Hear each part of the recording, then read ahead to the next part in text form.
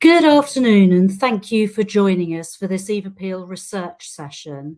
And welcome on World Cancer Day indeed. And there will be lots of messages in the media today, not least from the Secretary of State for Health, about moving things forward in terms of the early diagnosis of cancer. And at the Eve Appeal, that's our razor-sharp focus, to invest in research which takes forward early diagnosis, risk prediction and prevention. And that needs funding and research funding.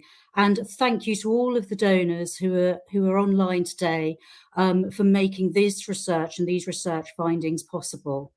We'll be talking about the results of the 4C programme that were published earlier on this week, and they show really exciting promise. And I'll be delighted to be speaking to Professor Widschwendter about those results and about what those screening tests might mean. Before we do that, it would be fantastic for you to just watch a short video about the research findings and how the test might work.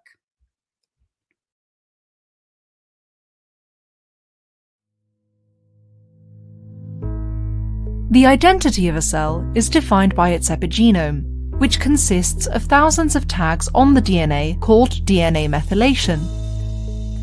These tags can increase or decrease gene expression, which differentiates cells into various types.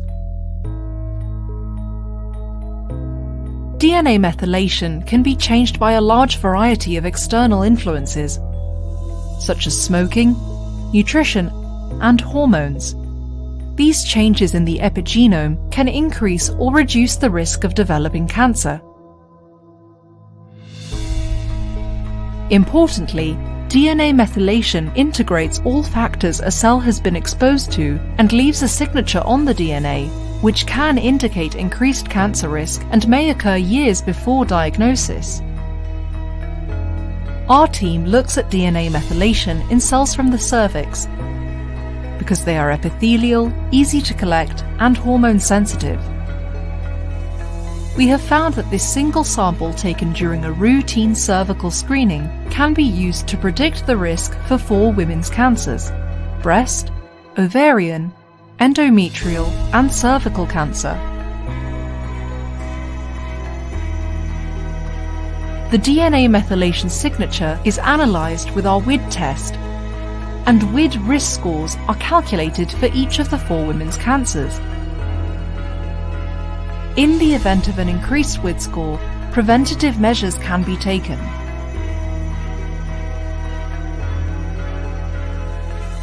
Our ongoing work is looking at whether this approach can be used to monitor risk over time and help prevent women's cancers.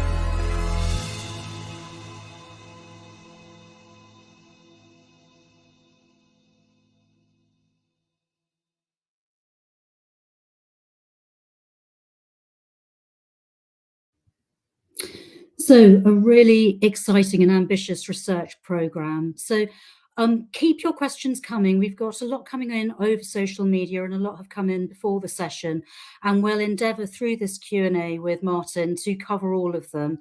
If we don't get through them all, we will do a roundup online. So just keep an eye on all of our social channels.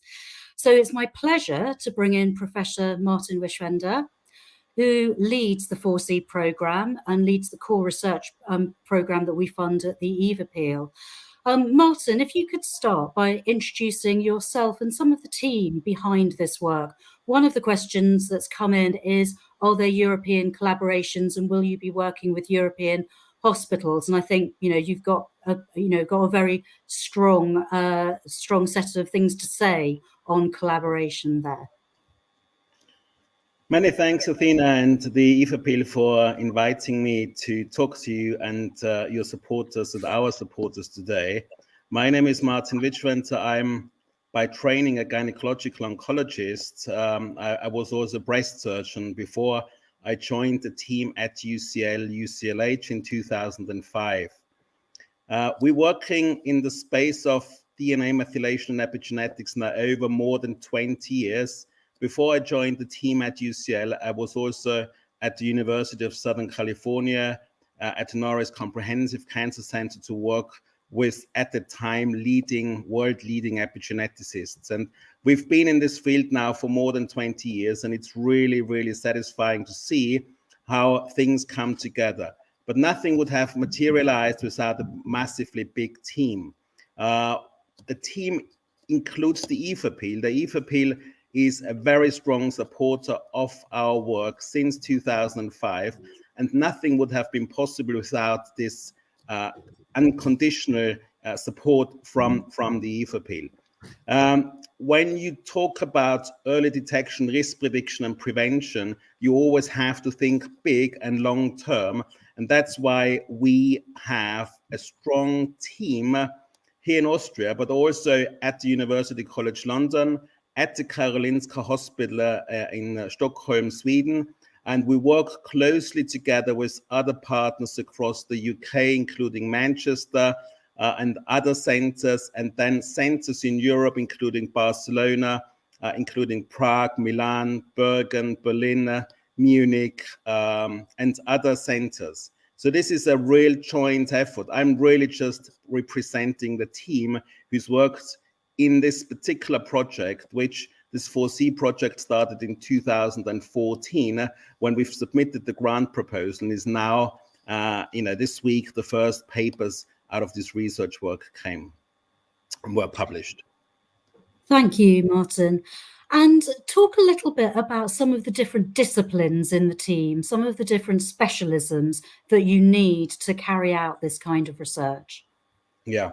So as you quite rightly say, it's not just a sort of a pan-European approach, but you have to include several groups of people and several disciplines. We had in our 4C consortium clinicians, who were helping us to collect samples. We had nurses, nursing specialists who helped us to recruit women. We had epidemiologists who advised us of how to collect the data. We had biologists, we had people who were working in the lab, who did the actual analysis.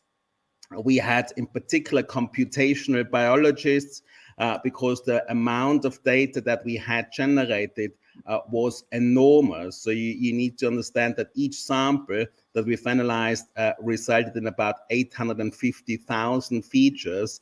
And to combine these features from many thousands of women and make sense of these features and identify those features which would identify women at risk requires a huge computational team and effort.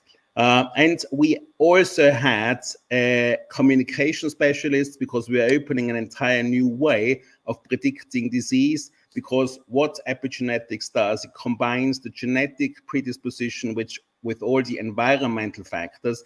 And in order to communicate this to women in the future, this will be quite a big effort. We also had health economists included in the team, because we need to understand whether identifying women at risk can then provide and apply specific early detection measures or even primary preventive measures would actually pay off in terms of health economy and reduce the burden to the health system downwards.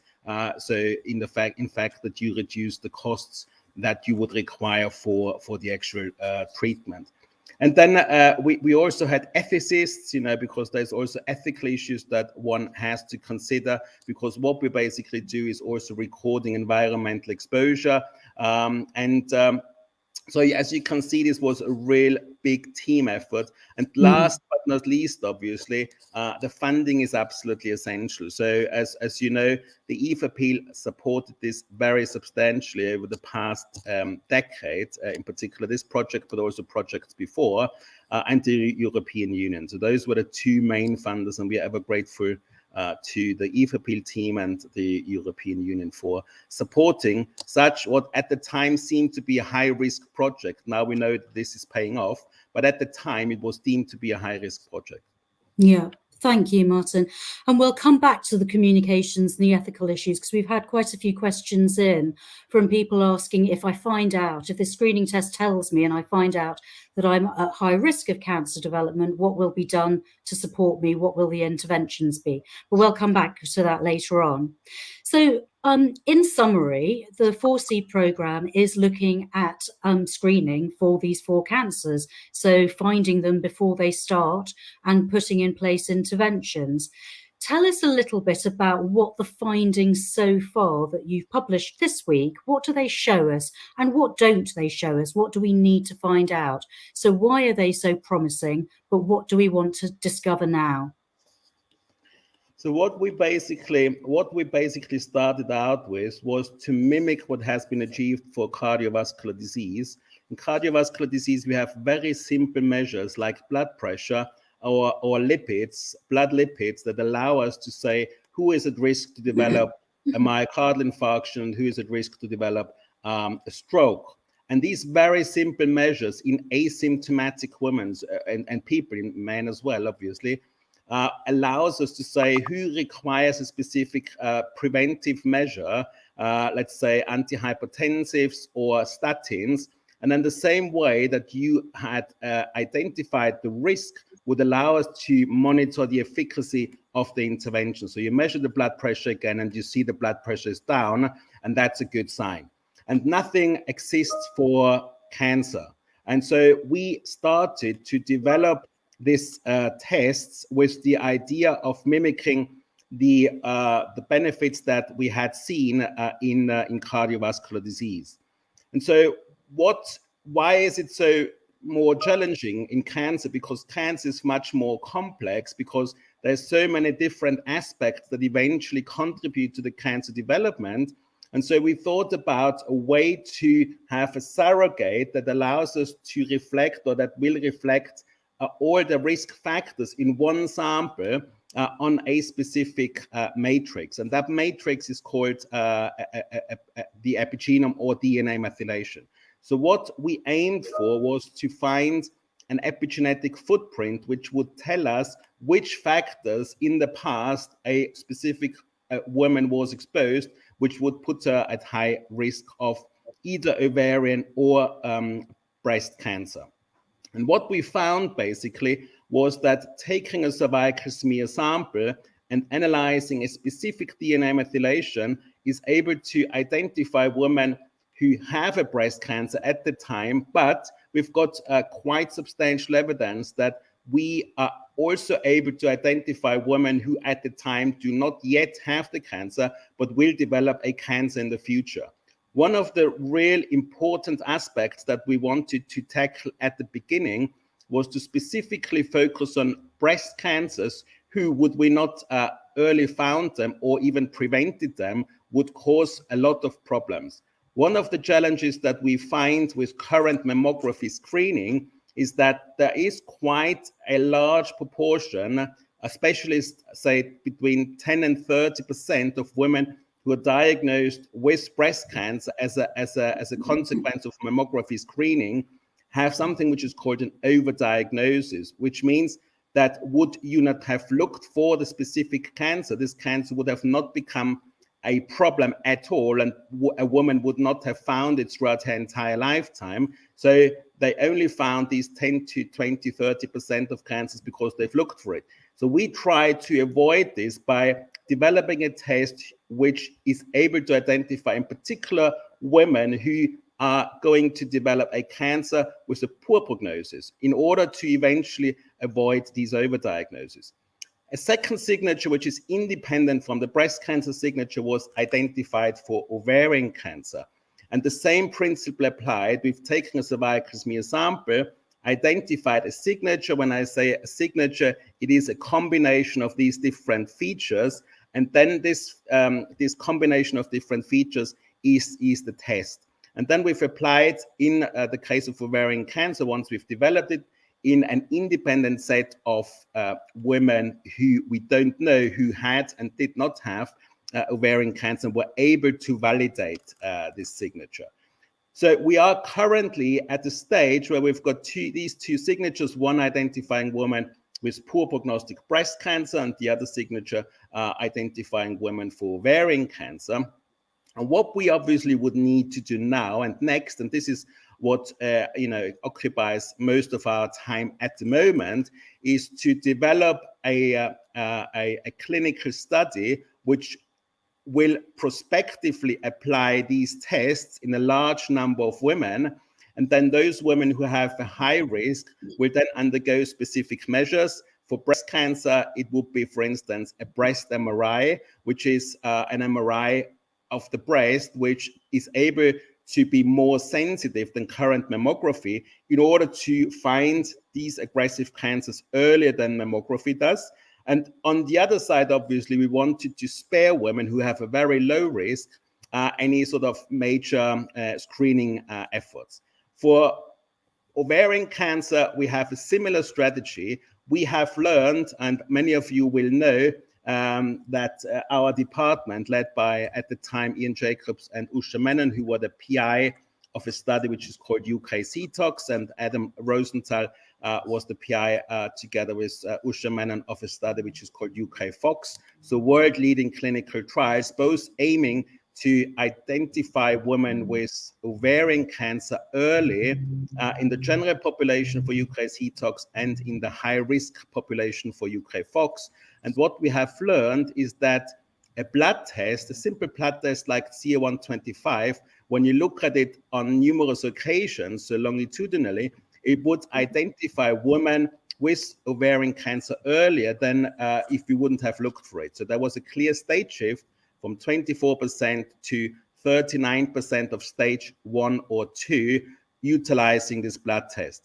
And what we are going to do now in this next clinical trial is women who have a high risk for ovarian cancer, we would apply CA125, so this marker that we have seen already works, but we would like to combine it with circulating DNA, so cell-free DNA. Some of you might know the term liquid biopsy. So we'd like to combine this, but only in the group of women who we know carry a high risk due to our test. So these are the next steps that we have to take. And it obviously is a big effort because we need to include a large number of women and screen them and then act on it and assess whether we'll be able to find these cancers early. And in the next stage, whether this early detection would also reduce the rate of deaths from these cancers. Thank you, Martin. And as a clinician and as a researcher, and with the fact in mind that many of the people listening in today, and certainly many of the people who support Eve, have been affected by ovarian cancer, and so they know just how important early diagnosis and prevention is for this cancer.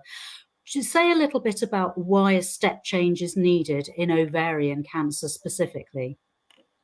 Yeah, in ovarian cancer, there's really, really little progress being made in the last 2, 3, 4 decades. We still know that the far majority of ovarian cancers are diagnosed in what we call stage 3 and stage 4. So 75%, irrespective of where you are in the world, 75% of all ovarian cancers are diagnosed only at the time when the tumor has spread inside the entire abdominal cavity outside the pelvis. So formed metastasis on the bowels, the diaphragm, the liver, the spleen, or in case of stage 4 has already gone beyond the abdominal cavity and usually gone to the lungs, respectively to the pleura, which is the space between the lung and the chest wall. And so this is really unfortunate, largely because there is no real symptoms that allow you to identify women early. Symptoms is a problem. So there's just general symptoms which are not really specific. Then once women have symptoms, they go to different GPs, etc. And it takes quite a long time for women to see a specialist. And as I've just alluded to, there's no real screening method at the moment. So this is why still 75% of women are diagnosed in stage 3 or 4, and only about 1/4 of women are diagnosed in stage 1 and 2. And stage 1 and 2 has such a massively better prognosis compared to stage 3 and 4.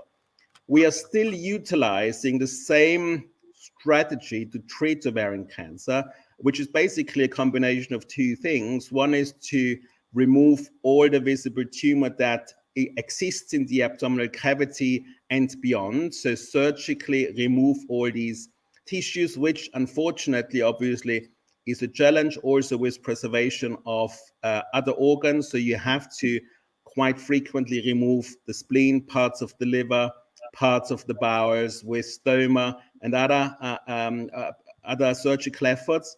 This is number one. And number two is that almost all women with ovarian cancer will have to undergo chemotherapy usually in combination of Taxol, paclitaxel, and carboplatin. So that's the gold standard. What is now changing in some way is that we are introducing PARP inhibitors in the treatment, and these PARP inhibitors are particularly working well in women who have a BRCA1 or BRCA2 mutation. So there is some changes that we have made, but overall, the prognosis in women who present with ovarian cancer is still not good. So the majority of women diagnosed with ovarian cancer will die within 5 years after their diagnosis.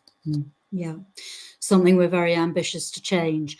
Now, I think that quite often people don't really understand that screening is for everyone. It's for a healthy population. It's not trying to necessarily find cancers. It's trying to find changes before they become cancerous.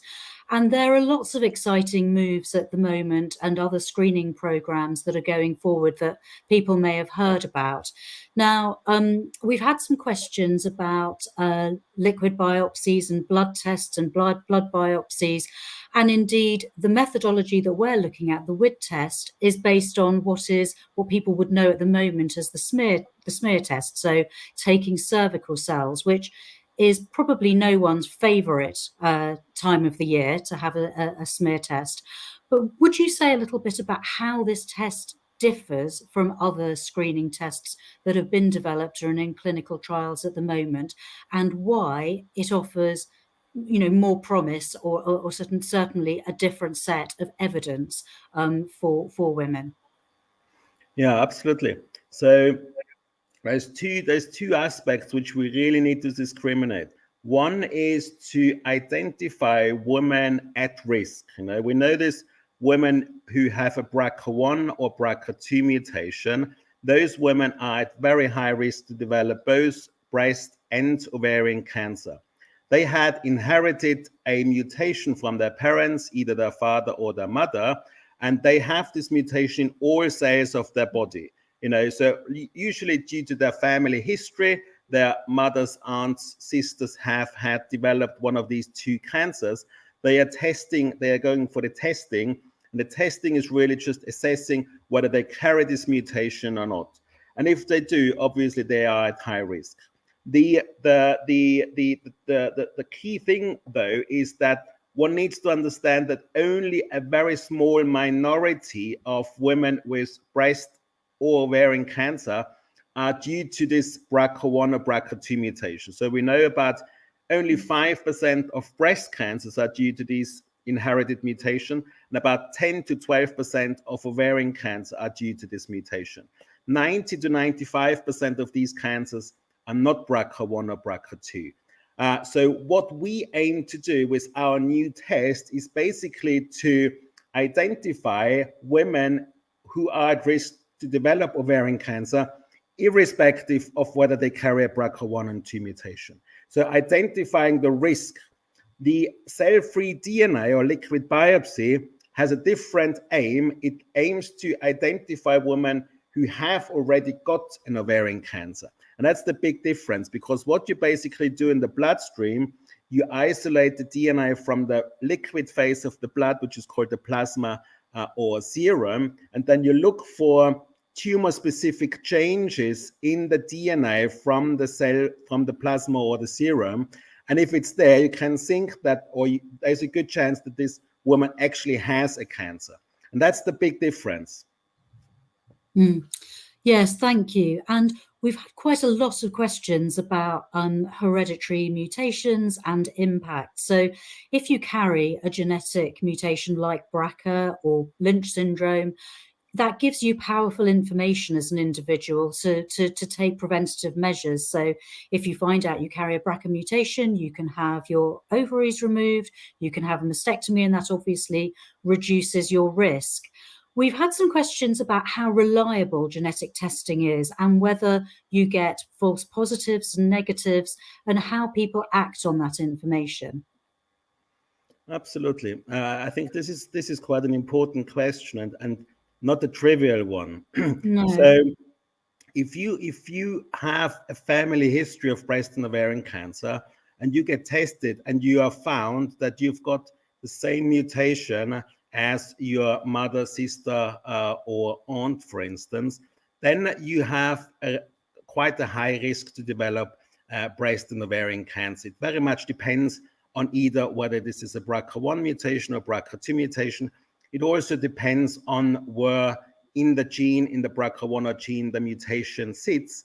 And most importantly, it depends on how old you are. So we know that the breast cancer start from 30, 35 years on, and the ovarian cancer start from 35 to 40 years on, and become obviously quite frequent. So in women with a BRCA1 mutation, you've got a 75% risk of developing breast cancer and about the 50 to 60% risk of developing ovarian cancer. You see, not every woman who carries a BRCA1 or 2 mutation obviously is going to develop a cancer. Some women don't develop a cancer, and obviously the more risk-reducing surgery we do, the less prevalent the cancer becomes, because the organ in which the cancers are going to develop are definitely surgically removed. But we noticed before this surgery sort of happens that only about 60 to 70% or 50 to 70% of women with a BRCA1 or 2 mutation are going to develop a cancer. And there is something which is called variants of unknown significance. So there are changes in the BRCA1 and 2 mutation which are on occasions picked up incidentally, because if someone wants to have a test, irrespective of her family history, and you pick up a mutation in a certain part of the gene that hasn't really been assessed before, then it is difficult to judge what your risk is, because as I've alluded before, the risk is also determined by the location of the actual mutation within the gene. So bottom line is, not everyone with a BRCA1 or 2 mutation is going to develop breast and ovarian cancer, but obviously the risk is very substantially higher than for women who don't carry this mutation. Mm-hmm. And the answer on variants is there can be a result which is a variance, but the genetic testing is reliable. Absolutely. So the genetic testing per se is very reliable. So if that was the question, then definitely. So, the sequencing per se is absolutely reliable. So with other words, if you go to a physician and the lab who's sequencing and say you have got this mutation, and you go to someone else, then the chance that the two independent laboratories find the same mutation is almost 100% these days. Mm-hmm. So, or is 100% in fact. Mm-hmm. Thank you. So the whole ambition of this research programme was to create a step change in screening and move everything, forward to the earliest opportunity to prevent disease. Could you say a little bit about how many women this will benefit globally, this could benefit, should the test be realised, and to think about the short and the medium and the longer term? What are we looking at here in terms of moving this from the lab bench to the clinical setting? Where are the benefits and for how many? I think the benefit can be enormous, but obviously we have to take this in step. It literally is every woman who can benefit. Women who have a high risk and undergo specific measures that reduce the risk or early diagnose the cancer benefit, but also obviously women who are told to have a very low risk because their anxiety level goes down and they don't have to do additional tests. If, and this is what I need to say again, if this is what will be found in the prospective assessment of our tests. So this is quite important to understand.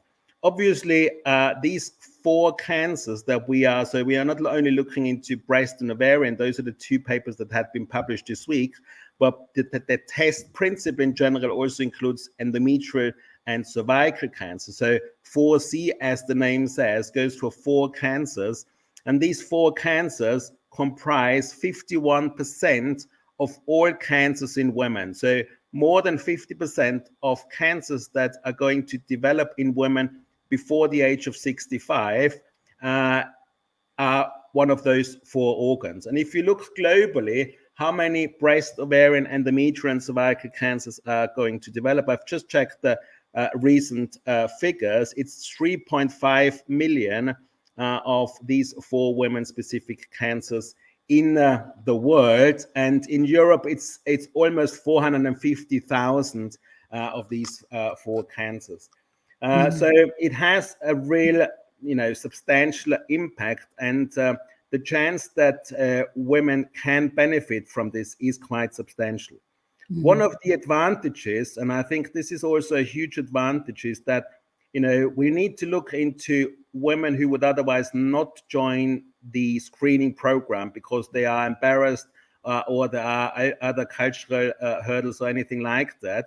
And so we are working on the fact that this test principle, because it does not require cells, intact cells, but just DNA, can be also utilized based on self-samples. So this is possibly something where we would even increase the number of women who attend the current cervical screening and would sort of expand this test principle, which then would not only cover cervical cancer, but also endometrial, ovarian, and breast cancer risk in these women and for these women as well. Yeah, thank you. And we're very much looking forward to the next papers. I mean, endometrial cancer, which is sometimes called uterine or womb cancer, is the fourth largest cancer in women in the UK, and it's one that so often people just have not heard of. It needs so much greater awareness, and again, there is no screening program in place at the moment. Thank you, Martin. Do you have any notion of what will be saved in terms of lives or screening or treatment costs if this ambition is realised and if we can roll out this programme? So, obviously we aim very high in our Vision 2040. The aim is to reduce the burden of women's cancer by 50%, and that's obviously a huge ambition. So we don't really know whether that's achievable or not. So this is why we need to go. Well, we still need to go a long way to address all these questions. Some components of this test will probably become early available than others, but the entire concept and to assess the real impact on the stage and eventually the impact on mortality still is a long way to go. What I think is useful, if you look into the health cost, and I've just checked today that the sort of ranking of which disease is the sort of biggest impact economically, it is by far cancer. So cancer, if you look globally, but if you also look in Europe or the US, has by far the biggest impact on the economy. So about 1.5 to 2% of the GDP in different societies are spent on cancer treatment. And if you look and compare the different disease entities, cancer is absolutely top of the list, followed by heart diseases, and then cerebral vascular disease and diabetes. But just giving you a figure, these figures are from the year 2008, so they're not most recent. But the economic loss from the top 15 global causes of death, cancer ranks top, and the economic value was 895 billions. And then diabetes, for instance, was 204. So less than a quarter, for instance, for diabetes. So, I mean, these are just really figures. And our colleagues in Cambridge and elsewhere have calculated what would implementation of prevention strategies in low and middle income countries mean. And what they found is that scaling up screening and treatment services for 11 cancers to the level of high income countries would cost globally an additional 233 billion US dollars between the years 2020 and 2030, but would produce 2.9 trillion US dollars in lifetime economic benefits. And looking at this from a different perspective, by investing 11 billion US dollar in prevention strategies in the same countries, so low and middle income countries, this could potentially save 100 billion US dollars in cancer treatment costs. So you get a very big return for implementing improved screening and prevention in cancer.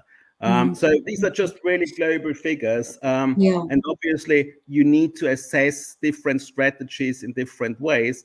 We've done something for cervical cancer and assess our test economically or health economically in context with the current screening, which is based on HPV and cytology. But this is work in progress, and we'll report it when it's published. Thank you. And, you know, the treatment costs and the health economics is one thing, but the emotional costs of being diagnosed with one of these cancers, and particularly ovarian cancer, which can be such a brutal diagnosis, you know, there is so much to be saved there. And on the prevention side, we know that only a tiny percentage of medical research funding goes into prevention, risk prediction, and early diagnosis, which is one of the reasons that that's at the center and the forefront of our research strategy to drive more into stopping cancer before it starts. It would be very good, Martin, just to answer a few questions that are coming in about the next stages of the programme. So we are so grateful, and indeed research could not go forward without people volunteering for these programmes and giving their samples and their time. And, you know, we would like to say a heartfelt thank you to everyone who has donated their samples to the 4C study. But we have got some people who are asking about how they can get involved in the next stage. And it would be really fantastic if you could just describe how you're building on these findings that were published this week, and how you're designing the clinical trials component of the study, and what that means. So what you need in order to do that. This is quite a complex question, Athena, that you've put at me now, and I could talk for hours, and you know, I'm You've got 2 minutes. So with other words, you know, we have two main objectives now. One obviously is to prospectively validate the four 4C tests, you know. So in the next couple of months, we'll also have the cervical and endometrial cancer paper published, and then we've got these 4 tests which we want to validate prospectively. We hope that the EFAPIL would continue supporting us. The European Union has cancer as their top mission. They have got 5 themes, one of which is cancer, the others are related to climate changes. So they have really cancer prevention is at the center of their intention. The other thing, obviously, which we are currently working on, which we don't touch in this work, but obviously something that is really very, very strong in our team, is to look into ways of preventing the cancer. So we are looking into whether simple measures like smoking cessation, intermittent fasting, and exercise is having an impact on these particular signatures. And so we could monitor whether, you know, someone who's starting to exercise a lot really is able to reduce the signature. We know this from epidemiological studies. These simple measures are quite likely to be impactful with regards to prevention. And then we are working on a specific drug, which is an anti-progestin. So it antagonizes progesterone, which is one of our steroid hormones, because we know for both breast and ovarian cancer, progesterone is centrally involved. And we would like to utilize anti-progestins for women who have a very high risk to really prevent their cancer. So there's one paper that will appear hopefully very soon as well, but that will be another huge branch of our work at the moment. Thank you. Before we go on to talk about how you're going to be looking at monitoring progress through the field, we've got quite a few questions coming in around the actual mechanics of the test. So why are we using a cervical cell sample? And indeed, what about other cell samples? So, for example, could buccal cells, cheek swabs, be used for this screening test in the future? I like the questions. So obviously, before we started this entire field, we've utilized blood because blood is readily available, and so we've looked into blood samples from women with and without ovarian cancer, and we found something great. But you know that there was issues which weren't great, largely because the actual signature was driven by the presence of the cancer, because it changes the blood cell type composition. So we've moved away from cancer. DNA methylation and epigenetics is tissue specific. When we talk about cancer, cancer is largely not a blood-borne disease. It is a disease that arises from what we call epithelial cells. And epithelial cells are cells that line different organs. So if we say we wanted to assess the risk of these different cancers, we did not obviously want to take, which would be ideal, take the sample directly from the organ, which for the breast would be feasible but would require breast biopsy. But for the ovary, it would not be feasible at all, because you would need to get a sample from the fimbral end of the fallopian tube, which is definitely a no-go. So we had to find a cell type which is epithelial, number one, easy to access, number two, and number three is able to be sensitive to hormones, because we know, as I've alluded to in the past a few questions, a lot of risk is referred to by abnormal levels of hormones, in particular progesterone and estrogen levels. And that the assumption that we had is that all these abnormal changes which happen throughout a woman's lifetime are getting recorded as an epigenetic footprint in an epithelial cell which is hormone sensitive. And that's why we've taken cervical smear samples, because epithelial, easy to access, and hormone sensitive. So that was the main reason. And the key drivers of this abnormal signature or epigenetic footprint is the genetic background. We've got different work in progress at the moment where we thoroughly show that the genetic background really does play a role as well. But it is also factors like smoking, as I said, hormonal exposure, and most likely, and this is a complete black box, most likely factors which we are exposed to in utero, which are recorded in cervical cells or the Müllerian duct, which is the structure that forms eventually the fallopian tube, the uterus, the cervix, and the upper part of the vagina. And so anything that disrupts these developments in utero might lead to something which obviously causes cancer in the future. One example, which is a real eye-opener, is the exposure to a drug which is called diethylstilbestrol, which has been given by gynecologists to women who are likely to have a miscarriage in the 1960s, 1970s. And those women who had been exposed in utero to this drug called diethylstilbestrol had found 3, 4, 5 decades later to develop a very rare cancer of the vagina, but also have extremely high risk for breast cancer, endometriosis, infertility, and other problems. So obviously there's changes which we don't know right now at all, which possibly happen in this developmental phase in utero, which are recorded at the level of the epigenome and put women at high risk. And we are picking up this risk by using the cervical smear sample. So the signature that we have, which is the ovarian cancer and the breast cancer risk, is probably driven by a combination of genetic, embryological, lifetime exposures. And that's why this is so exciting, because it combines all the different risk factors in one test. Mm-hmm. Thank you. And it's obviously been a really exciting week, and you know, scientific discovery is small steps forward and building on steps forward. And indeed, this feels like a great moment.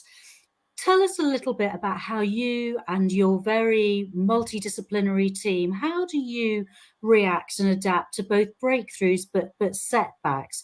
And also then talk to us about the next steps, and particularly the challenges. What's the key challenge for taking the next big leap in this research?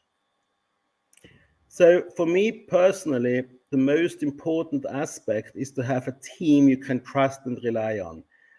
This sounds simple, but this is the most important. I'm inclined to say this is more important than money, although without money you can't do anything at all. But you know, having a team of people who share the enthusiasm and are driven by what we aim to do, not only by the goal, but the ongoing work, you know, because we have to be excited by the ongoing work as well. That is so extremely important. And I'm really, really privileged to be surrounded by a real large number of such dedicated people. So this is, for me, without any doubts, the most important aspect. The setbacks, there are definitely, I mean, anyone who works in science knows, you know, there's a few moments of success like this week, but there's many setbacks. There's many administrative hurdles, logistical hurdles, funding, rejection of funding, rejection of papers. You obviously want to have each paper in Nature, Science, New England Journal of Medicine, or Lancet, but that doesn't materialize. So you have to digest the frustration.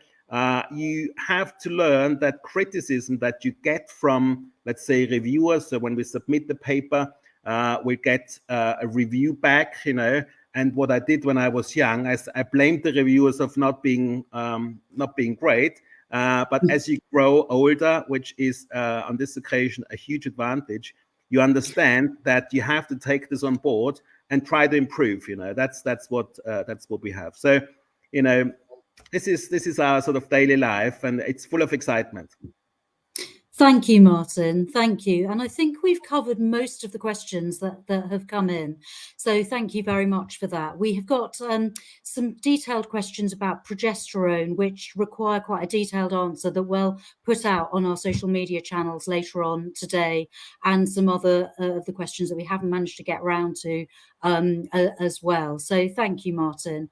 So just one question, Athena, yes. just one. So progesterone, because that's what we've published, again, due to the support from the EFAPIL, and we're going to publish another set supporting these findings, is that women with a BRCA1 and 2 mutation have higher levels of progesterone. Yeah.